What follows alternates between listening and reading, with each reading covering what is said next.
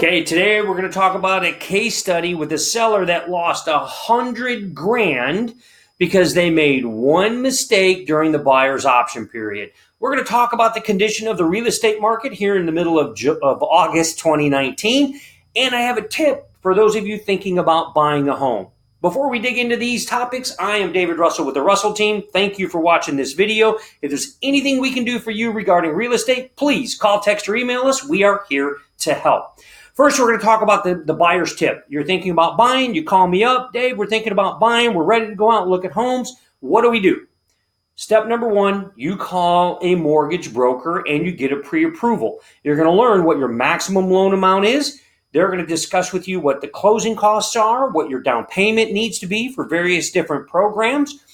That's going to set the stage for what price point you want to look at. You don't want to be looking at $350,000, you don't want to be looking at $500,000 houses if your budget only is $350,000, because you're going to look at product that you can't afford, and then you're going to try and squeeze a higher priced home into your budget, and that's not really the best, most sound financial decision. You want to buy a home that you can easily afford, not one that you're stretching into. The other side of that is I recommend that you use a mortgage lender that your realtor refers you to. No, there's not collusion. The realtor and the mortgage, there's not money going back and forth. It's illegal for a mortgage lender to give a realtor money because they sent you there. What you get is a higher level of service. And if this realtor delivers any volume at all of business to that mortgage broker is going to take phone calls at 8 o'clock at night that they may not normally take. And I promise you, they're going to get things done in a much faster time frame than XYZ company on the internet.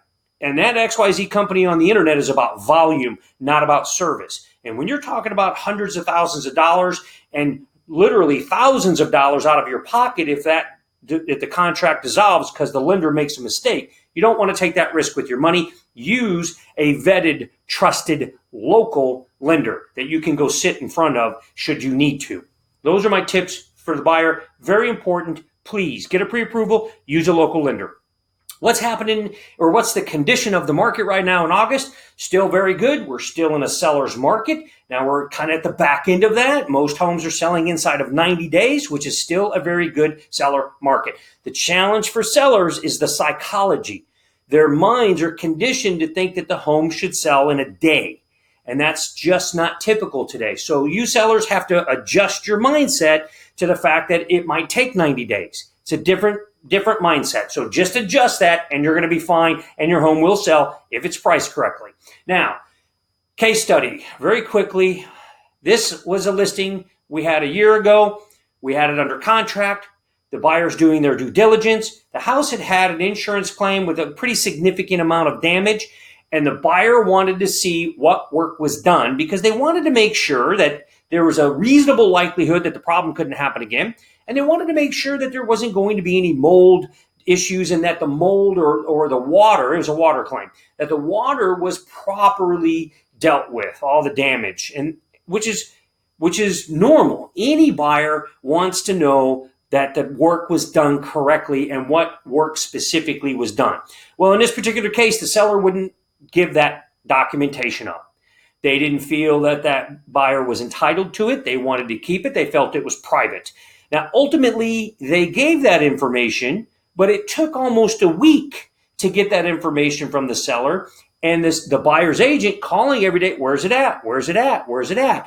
Well, when you delay delivering that type of information to a buyer's agent, the buyer's agent and the buyer start to believe you're hiding something, especially if that work was done in the recent past. And in this case, it was just a few weeks, month before. So all of those documents should be readily available. That buyer got cold feet. They thought the seller was hiding something, so they terminated the contract. A year later, that house sells for $100,000 less. Buyer or seller took it off the market. They relisted this year. It sold for $100,000 less than it would have last year. That is real money. And the only reason that buyer last year canceled was because the seller delayed in giving them information. And that made the buyer feel like the seller was being deceitful.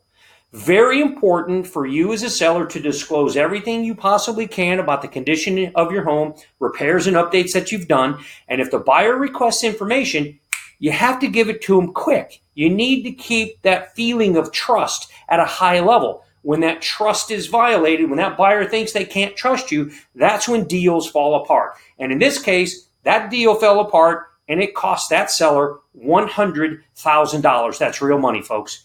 If you have any questions about these topics or anything real estate related, please call, text, or email me. I'm David Russell, and I'm here to help you. Have a great day.